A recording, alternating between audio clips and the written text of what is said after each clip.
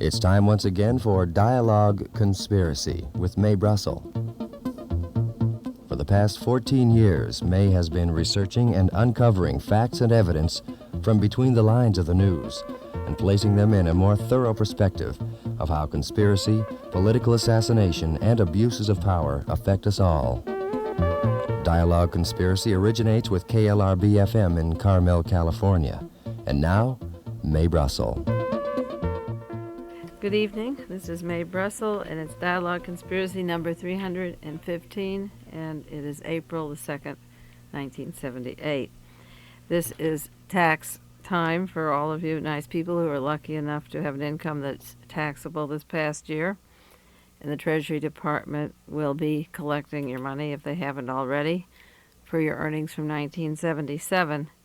It's with great hesitancy that I send in a check. I keep thinking that there must be some way to oppose a system that is wasting so much of the tax dollar and not putting it to good use. And certainly there's taxation without representation. But I never yet have found a form that I could properly express my anger and get away with not paying the taxes, or at least seeing that they're put to some use that I would wish to see them be spent for, instead of in the weapons race and the way they go with various assassination teams and torture teams and police systems that are getting even worse every day.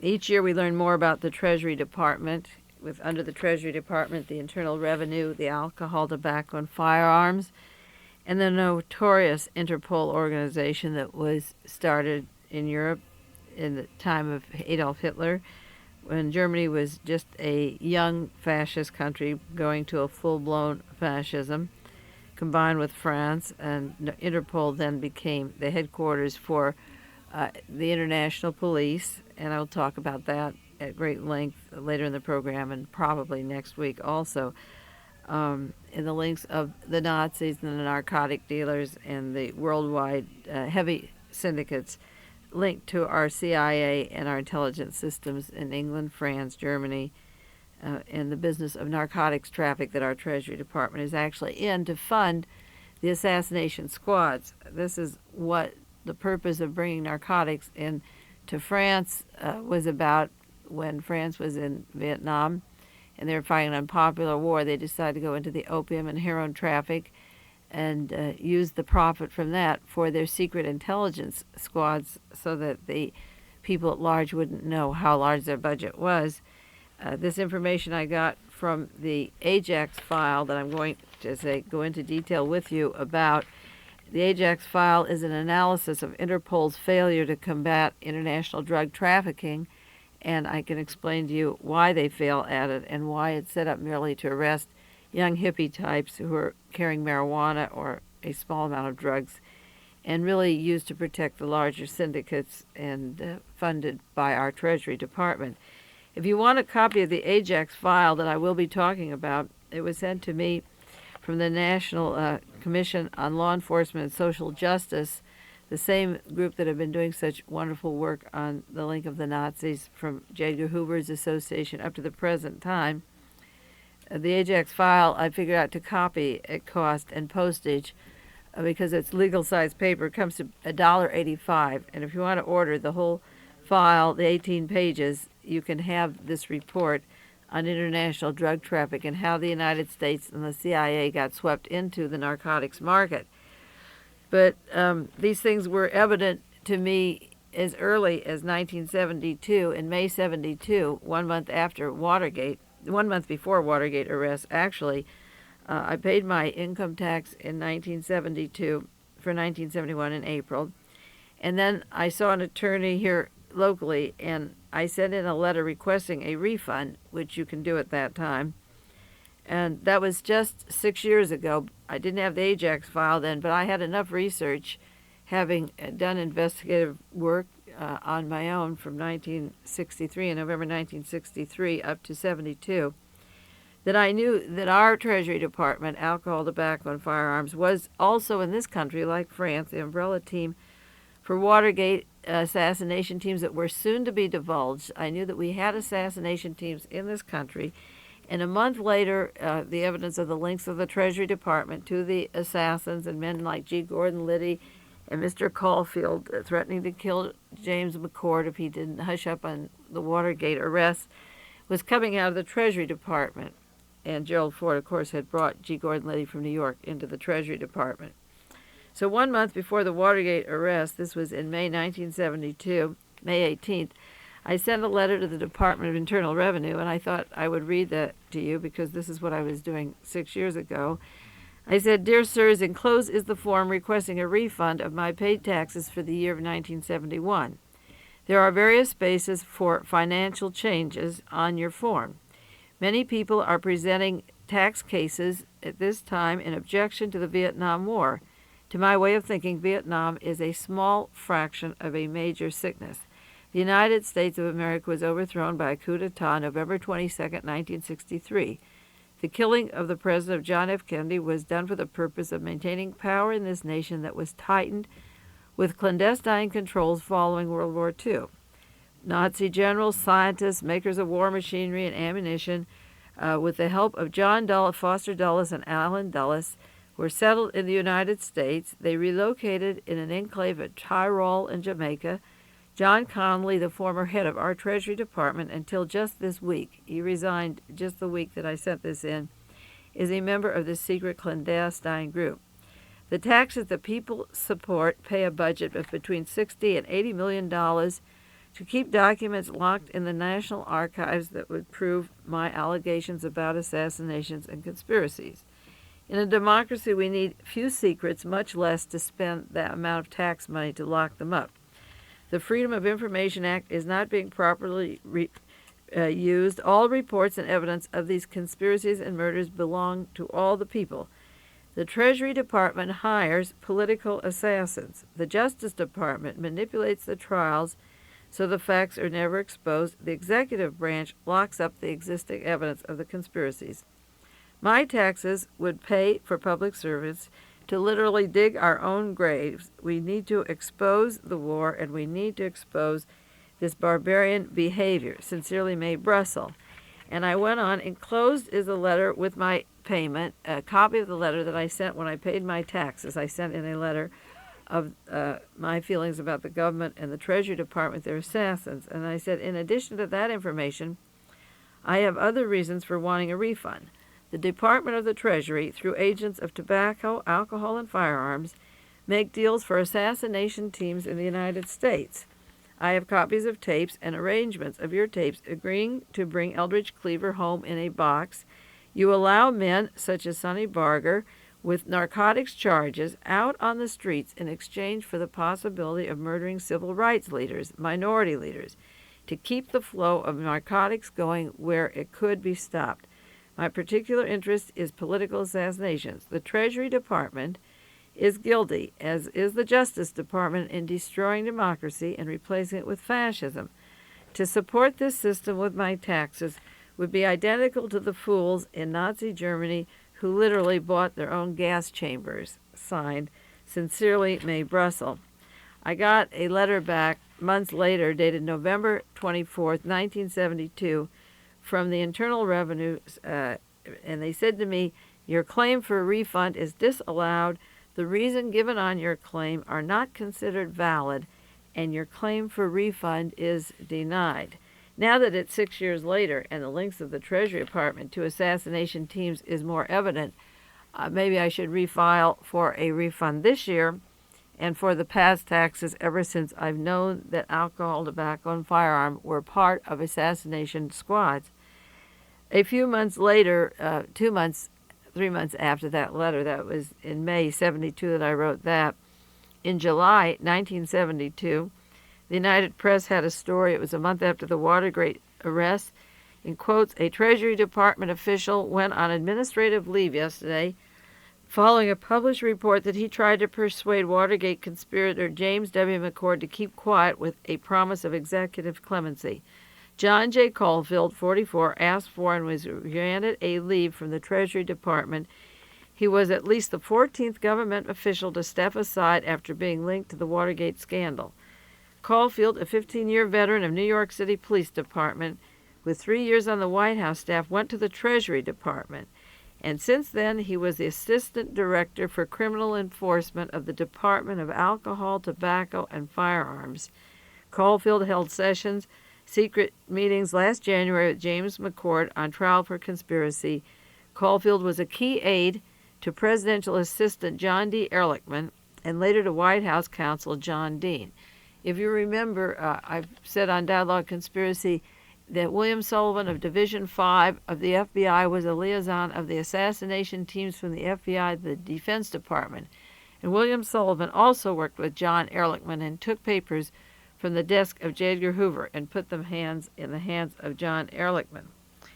The Alcohol, Tobacco, Firearms group were involved with Sonny Barger, and I had that information. Also, when they were arrested at Watergate, Press Secretary Ron Ziegler confirmed that E. Howard Hunt worked with the White House as a consultant in intelligence on the flow of narcotics.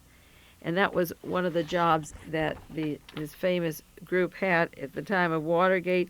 E. Howard Hunt, G. Gordon Liddy, Edville Crowe, Tony Laswitz, John Caulfield.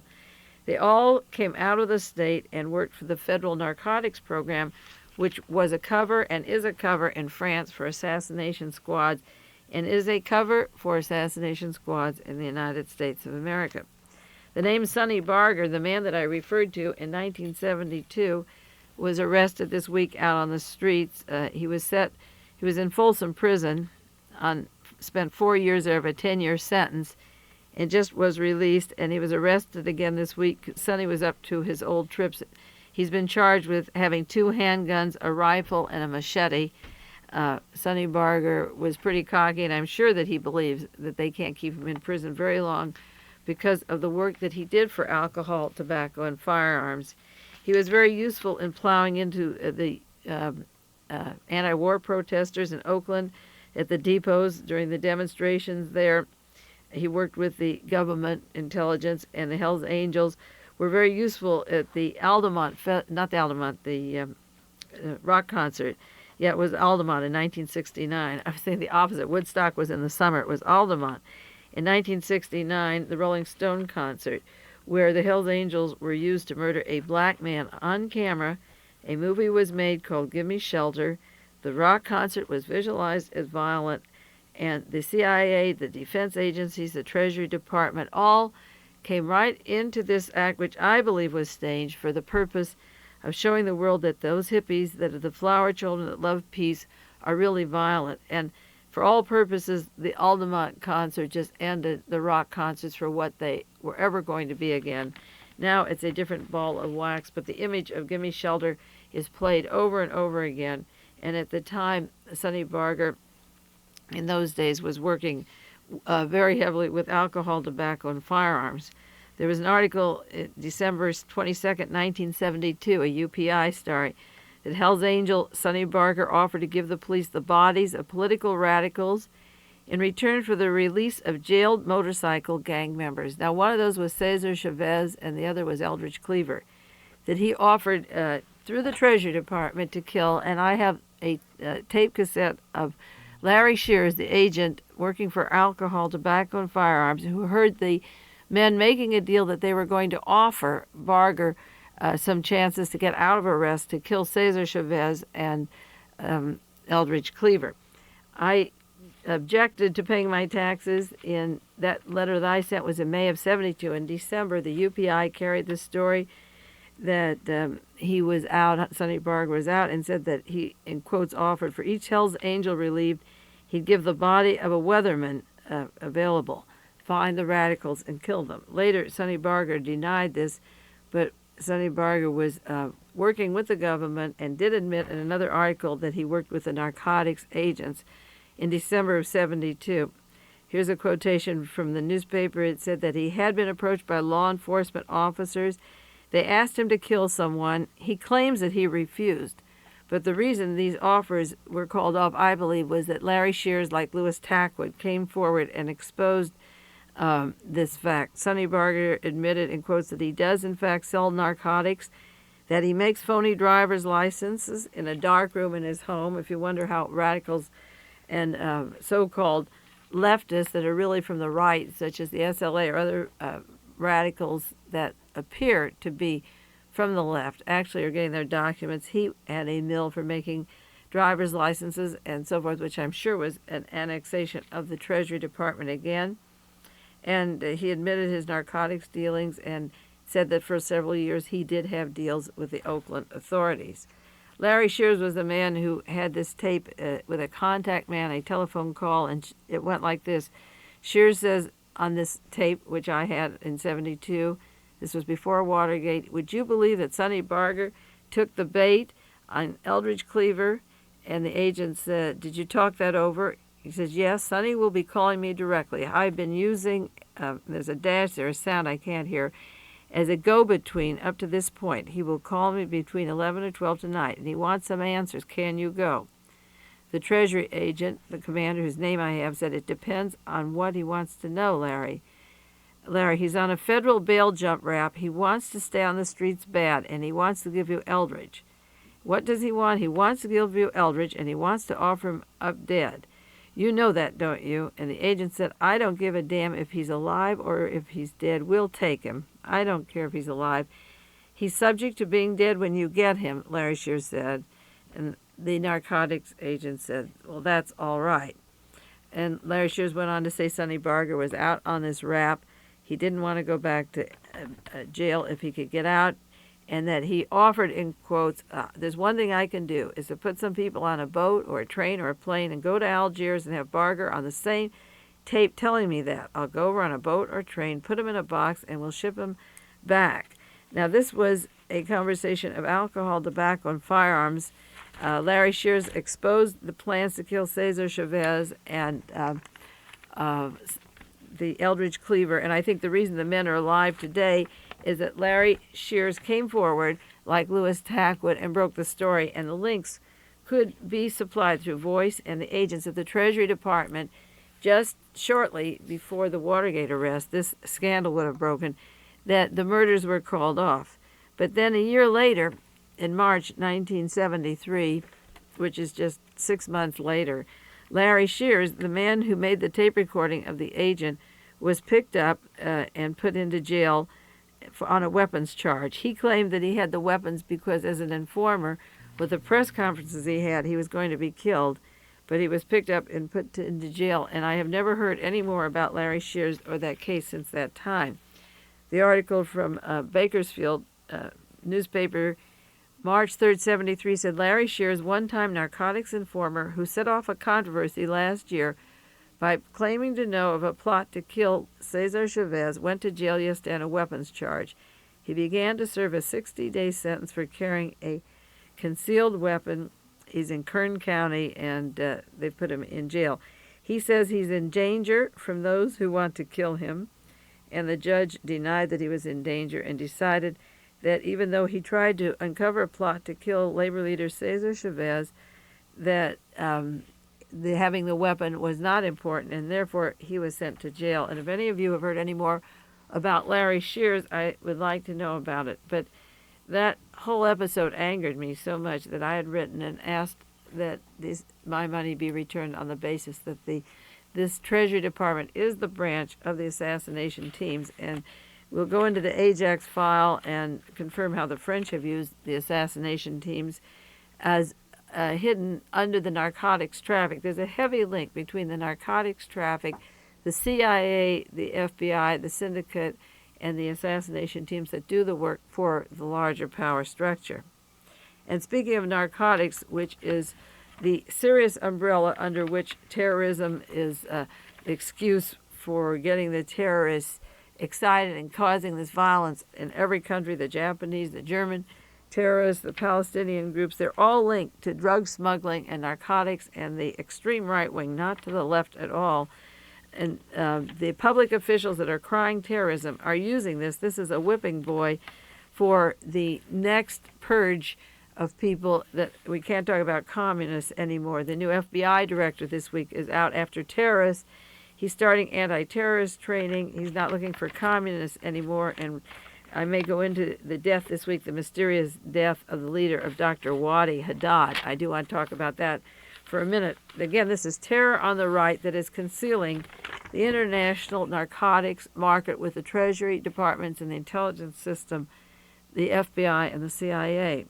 Now, Edville Younger, the former district attorney in Los Angeles, the attorney general of the state of California, is running for governor. But he's been linked to Squad 19. He was in charge of the law enforcement in the LA area when Mr. Martinez served, and Louis Tackwood and Larry Shears. And of course, he did nothing about these exposés because these men were blowing the whistle on something behind the scenes that wasn't supposed to be told any more than the truth of the Robert Kennedy assassination was supposed to be told. But now Edville Younger is getting in the Narcotic Act, which is typical because he was in the Squad 19 Act with the Watergate defendants and was named by Louis Tackwood, and Donald DeFreeze worked for Edville Younger. So here we have Edville Younger in 1978 starting a school for narcotics, which is, again, part of the problem, but the people that are in charge of the investigation, such as Interpol or the Los Angeles or the California law enforcement, the international police, are also the cause of the problem. Edville Younger is starting a school for narcotic agents, a squad, and I'm going to read to you, this is from a newsletter printed by Jim Horowitz in Los Angeles called Between the Lines. It said, gubernatorial candidate and powerful California attorney Edville Younger has set up a secret academy for the training of narcotic officers from all over the world. The program operates out of the California Justice Department and is the keystone to the new law enforcement empire. Younger's Dope Academy functions under the cover of CNIN, California Narcotic Information Network, and constitutes, besides a training site, a network of literally thousands of operatives across America, who will all report directly or indirectly to Edville Younger and his staff. The program began in 1973 as an extension of Richard Nixon's scheme to use narcotic enforcement, this is again the Treasury Department, as a stalking horse for him to build a new intelligence empire, which I add here, which isn't in the newsletter of Jim Horowitz, is the Gestapo that James McCord blew the whistle on once because he said it was identical to the German Gestapo. Horowitz went on to say, this explains how it is that such Watergate plumbers such as E. Howard Hunt, G. Gordon Liddy, Edgell Crowe, Tony Laswitz, and John Caulfield all came out of the state and federal narcotics program, which is in the Treasury Department. The Nixon-Younger plan is and was to replace the anti-communism flag of the 1950s and early 60s with a law and order rallying point centered on anti-narcotics propaganda, but actually concerned with coordinating electronic surveillance, more informers, more undercover agents, and they will use air and marine strike forces. So in the last 2 years alone, Edville Younger has a super agency where he has trained, in quotes, 1,200 narcotic officers. Thus, the same old boy network that Nixon had set up several years ago, is already in place, and Edville Younger's great police and intelligence power is now swollen to national proportions. You see, this is important because Edville Younger and Ed Davis are both running for governor, but one is now president of the International Police, which I really don't know much difference from Interpol, that Nazi narcotic dealing outfit, the syndicate. Ed Davis is president of International Police, just retired this last year, past president. Edville Younger is linked to this other squad, and these men are grooming for an international, national position. So if one of them gets to be governor, the other will be appointed the head of the FBI soon. If the director, in quotes, gets sick, they can be justices of the Supreme Court. One of them was going to be or suggested. They can move on to national police agencies or retire and work for Intertel, which is really the Howard Hughes Combine, the SUMA organization, and retired people from the Justice Department. If neither of them win as governor, and one of them wins, the other one will go on to national, international position. If neither of them win, they'll both go on to organizations like Interpol or Intertel and these large combines that are protecting the Nazi narcotic traffic that is flowing and picking up the hippies and the little small dealers and letting the international ones get by, as well as the international terrorists, which are really from the right and not from the left. Edville Younger's Old Boy Network is in place. It's in place now. And Younger's great police and intelligence power is at national proportions right now. For instance, the California agency, that's CNIN, California Narcotics Information Network, recently spent $142,640 to train police officers from Washington, Oregon, Nevada, and Arizona, not just California. The California agency is training police in Washington, Oregon, Nevada, and Arizona with special errand drug operations. If Younger becomes governor of California, he will at the same time reign over a secret police network whose elite vanguard is being trained at your taxpayers' expense. The CNIN, and all the while, the statistics prove beyond any doubt that narcotics in the United States increase and that there are payoffs at the highest level. So we are getting a constant increase of narcotics. They know where they're coming from. They are flowing into these states. They know what countries they're coming from. Yet our tax dollars are being put into setting up police tuned into California, computer and data systems under Edville Younger. And Ed Davis, as I say, was the president of International Police, which is not identical to Interpol, but I haven't been proven at any point that it is any different at all. And I know that when he had his convention in Los Angeles, he had the police chiefs from Argentina, Iran, all over Brazil, the most fascist, torture-bearing squads of the world were in Los Angeles being entertained by Ed Davis. Incidentally, Ed Davis, who wants to run for governor, is against Edville Younger, and this is really gives both of them national and international prominence because there isn't a difference between the two men, not a hair's breadth difference. And they've worked together beautifully all these years with their counter intelligence on the right, making it look like the left, and their assassination squads. Ed Davis, in his campaign, came up with a wonderful idea. If you want to vote for him, he thinks that if he were governor, that all the Supreme and state courts should have non-lawyers appointed. Lawyers are he said laws are too important to leave to the lawyers.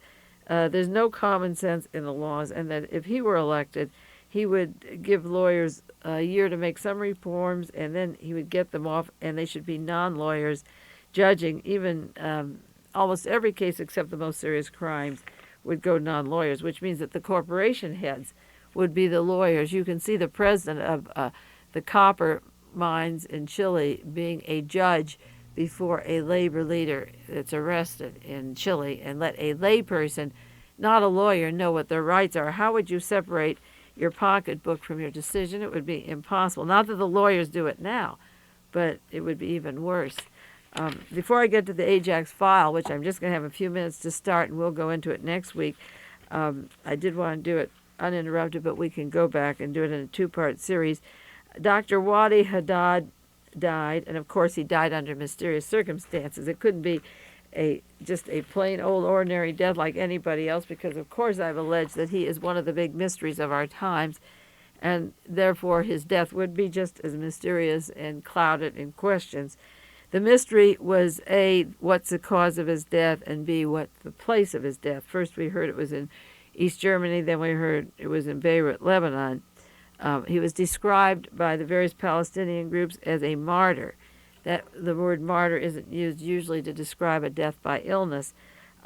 He worked with the Baader-Meinhof gang from Germany and the Japanese Red Army, and I claim that both of those groups, those allies of World War II, the Germans and the Japanese, were incorporated by the Americans into our system of favors and reconstructing Germany and Japan to make them the great empires that they are in business. And also we use their expertise in terrorism because it gives our police more muscle. It gives us a chance to get our police tightened up like Hitler's police were tightened up in Germany. By having this violence, you get the police. He worked with another man named Dr. George Habash, and if those of you that have the tapes on Dialogue Conspiracy on the murder of Martin Luther King, the Robert Byron Watson testimony, I talked about Mr. Haddad and Dr. Habash as working in the international drug smuggling and coin shops and headquarters in Marietta, Georgia. And Dr. Habash has offices in Chile, and that this is terror from the right. and they make it look like Marxist terror so that new people like our director of the FBI comes out with his first statement that they'll have intensified training at the FBI Academy in Quantico, Virginia on terrorism. I once said that Patrick Gray's nephew, Donald Gray, is teaching at Quantico, Virginia, and that he's the man who shot Donald DeFreeze at close range in the alley at the time of the shootout in Los Angeles, in order to silence the terror really was coming from the right and the links of DeFreeze to Los Angeles Police Department. The Carlos of Venezuela is another terrorist from the right. The news will be filled with terrorism and editorials and more from our FBI director. Next week, I'll do a little more regarding my taxes, your taxes, the Treasury Department, the Ajax file, and the links to international terrorism and narcotics traffic by our federal agents. But we can't do it this week. The time is up. Begrudgingly pay your taxes, ask for a refund, and maybe by next year we'll have some way to counteract this where we can really think it out together. Meanwhile, this is Mae Brussell in Carmel, California, and I'll see you next week on Dialogue Conspiracy. You've been listening to Dialogue Conspiracy with Mae Brussell.